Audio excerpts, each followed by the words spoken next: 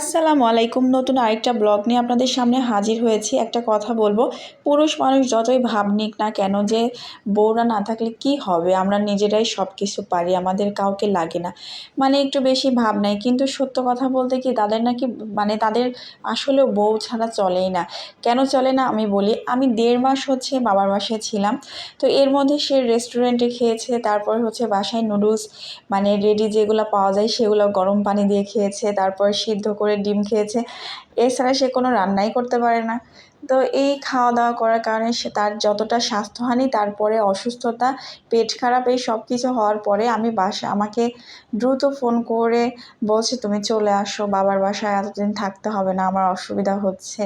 তারপরে যখন বাসায় আসলাম এখন বলছে অনেক দিন যাবত আমি তোমার হাতে একটু মজা করে খাবার খাই না, রেস্টুরেন্টে খেতে খেতে আমার অবস্থা খুবই খারাপ, তুমি তাড়াতাড়ি করে আমার জন্য একটু ভালো কিছু রান্না করো। তো ভালো কিছু বলতে কী রান্না করব, তার তো ফেভারিট খাবার হচ্ছে খাসির মাংস। তো যেই বলা সেই কাজ, দৌড় দিয়ে চলে গেলাম একটু খাসির মাংস রান্না করতে। কিন্তু এই রান্নাটা একটুও মজা লাগে নাই আমার কাছে, কেন জানি। আর ও খাবার পরে বলছে এত বেশি মজা হয়েছে, মনে হচ্ছে অনেক দিন পরে পেট ভরে তৃপ্তি করে একটু খাবার খেলাম। আর যতদিন হোটেলে খেয়েছি পেট ভরা তো দূরের কথা, খেয়ে খালি পেটই খারাপ করছে।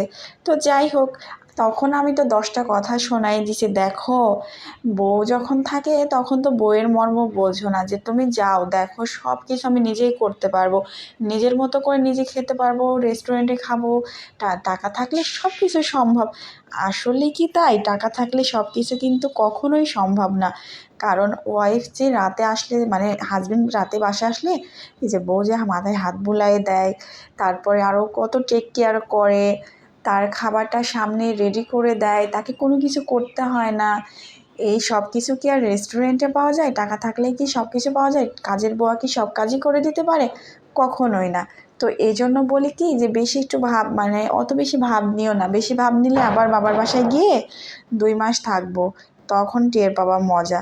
তো অনেক কথা বলতে বলতে খাসির মাংস রান্না করে ফেলছি, আর সাথে করেছি আমার ছোট্ট ফুটফুটে আমার সোনা পাখির জন্য এই যে ডাল রান্না করলাম।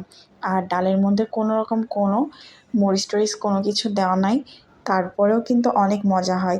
আর আমার চুলা দেখে কেউ মানে বাজে কমেন্ট করবেন না, তার কারণ হচ্ছে এই চুলাটা হাত থেকে পড়ে যাওয়ার কারণে ভেঙে যাওয়ার পরে হচ্ছে আমার হাজব্যান্ড টেপ লাগিয়ে দেওয়ার কারণে হচ্ছে তেল কষ্টে পড়ে এই অবস্থা হয়েছে, যেটা আসলে ক্লিন করলেও হয় না। নতুন করে আবার পেপার মানে এই কী বলে কস্টেপগুলো খুলে তারপরে আবার ক্লিন করতে হবে, কিন্তু কস্টেপ খুলতে গেলেই